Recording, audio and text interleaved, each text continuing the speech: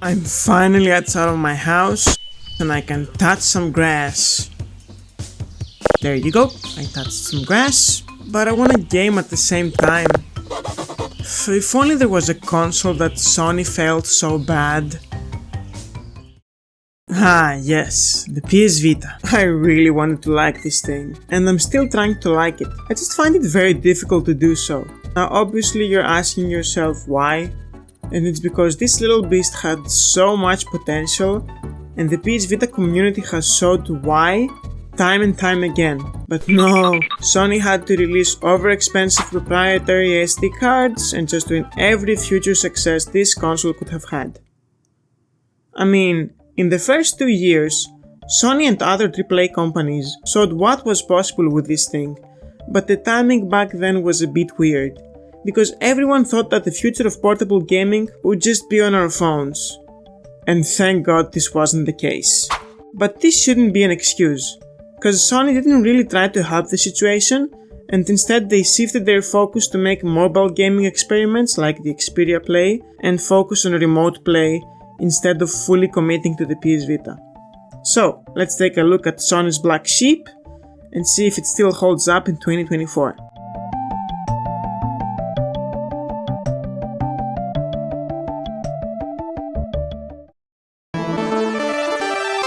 The PS Vita is pretty much everything you would want in a handheld. It's sleek, it's comfortable to hold, it has dual analog sticks, a crystal clear screen, and tactile clicky buttons. Although the buttons for some reason are smaller than the PSP's, they're still very comfy to use. No, that OLED screen on the original model? It was revolutionary and something that you were not seeing often, especially in 2011. And it still looks gorgeous even today. I mean, it makes the Switch Lite screen, which was released in 2019, look dull. But let's take a look at the back of the console. A rear touchpad? I mean, don't get me wrong, it's a cool idea, but it feels more like a gimmick in most games, and a lot of times it was just very awkward to use. And then there's the proprietary ports. No standard USB micro here, which means if you don't have the original cable, it will make charging and transferring files very annoying. You know, what's with Sony and their custom ports I will never understand. Thankfully they changed it with the 2000 model, which they also made it a bit slimmer and smaller, and they used an LCD screen, but they still didn't change their f***ing memory cards. That said, the Vita was ahead of its time in terms of ergonomics and build quality, and this could easily be something that could be released in 2024.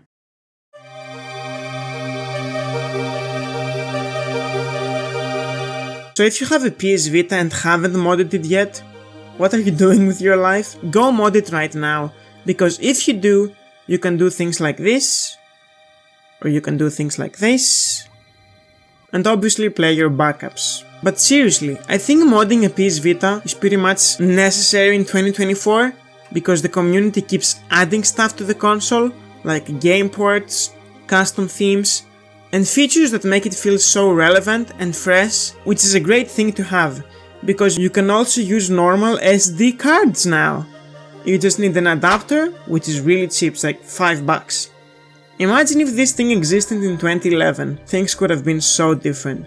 Anyway, here's where, in my opinion, the PS Vita falls short. I can only count 10 good, in my opinion, AAA games that I like, and it's not that the PS Vita has a bad library of games, it's just that the rest of the games are just smaller games or just JRPGs, which is really not my thing.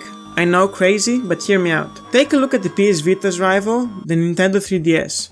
It has a Tekken game, a Resident Evil game, and a WWE game, which should be staple games for every console. Like, I mean, they're not crazy, but shouldn't they exist on the PS Vita? And also there is a Resident Evil game, Resident Evil Revelations 2, but I have no clue why they released it. It runs really bad, it's literally unplayable. If these 2DS games got released in the PS Vita, for example, they would look and play much better because the PS Vita is just a more powerful console and has way better controls, but it didn't do jack shit. I mean, you can play the PSP versions, but if that's the case, then why buy a PS Vita? And this is why I think Nintendo won that era of handheld games. It's because they kept releasing good AAA games for their console. I mean, it's so annoying thinking that the PS Vita has so much power and we only saw a couple of games using it, and it's still really impressive playing them and seeing them in 2024, but so sad and annoying on the other hand that it only lasted for 2-3 years. I only use my PS Vita to play games that I already have on other consoles, like I have my GTA and other open world games on my Switch, and if I wanna play PSP games, I can actually play them on my actual PSP. But I only played a couple of PS Vita games because I just can't find something to enjoy here.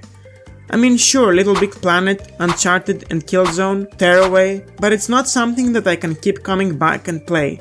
For me, it's a one and done type situation, unlike the PSP, where you can for example play a quick game of Tekken, or WWE, or just a mission in GTA or a quick race on the 2DS. The PS Vita also has a bunch of official ports that were made for it, like the Metal Gear Solid 2 and 3 collection, or the Ratchet & Clank collection.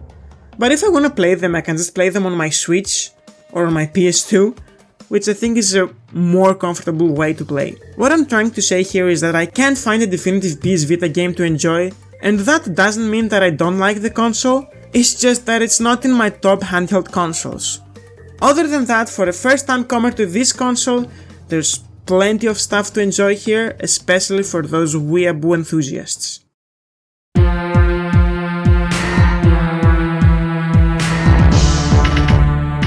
Let's talk a bit about how good the PS Vita's operating system is and why to this day it's so good, and I could say even better than other handheld systems in the market. Nintendo Switch.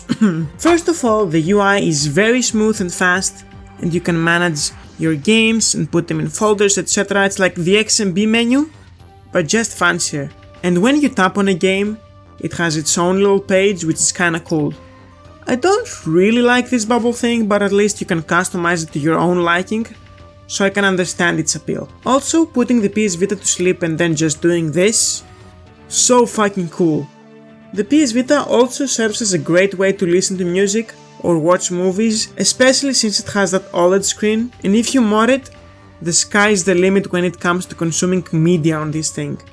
Now, the Remote Play is something that was heavily marketed by Sony after they realized it was downhill for this poor thing. It's pretty much what the PS Portal does now, but 10 years ago. You can remote play PS3 and PlayStation 4 games, which I haven't tried, but from what I saw, it was very ahead of its time and not just a silly gimmick. It also did things that are standard for today, like watching YouTube and browsing the net, which was something that the PSP had, but couldn't actually do that well. All in all, I don't have anything bad or something really cool to say about the UI. It's just good and serviceable, so yeah.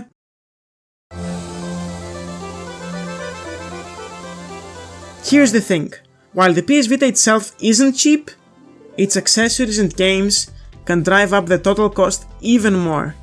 If you're looking to collect physical games, prepare to sell a kidney since most of the titles have become rare and expensive over time. And don't even get me started on the proprietary memory cards, so if you're out in the market trying to get your hands on a PS Vita, it can get very tricky. The average price of one where I live is around 100 to 200 euros. For this kind of money you can get a Nintendo Switch or even a freaking PS4. But if you're watching this video, you're probably interested in the PS Vita, right? The good news? If you're willing to mod the console, which is very easy, you can cut costs significantly.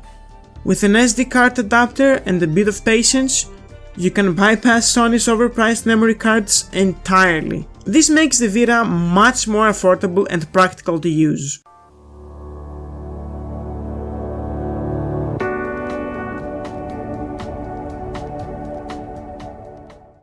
The PS Vita is a console that leaves me with mixed emotions. On one hand, it's an incredible piece of hardware with a very interesting library that it's full of unique and niche games, an operating system that feels sleek and way ahead of its time, and a form factor that still feels premium even today. The Vita has so much to offer, especially now with the community-driven effort to keep it alive. There's so much to discover when you can unlock its true potential through homebrew and modding. But on the other hand, it's impossible to ignore how poorly Sony handled the Vita. The lack of first-party support, the overpriced proprietary memory cards, and the failure to properly market the platform left it struggling when it could have thrived. It's frustrating to think about how much better the Vita could have been if Sony had truly believed in it. In the end, the PS Vita, in my opinion, is a really interesting console because the community has given it a second chance and a glimpse of what Sony could have done with this thing, but even without the community, I would say it's pretty good even on its own. So, is the Vita worth owning in 2024? Absolutely. But as much as I love it for what it is, I can't help but feel a bit sad for what it could have been. Thank you for watching.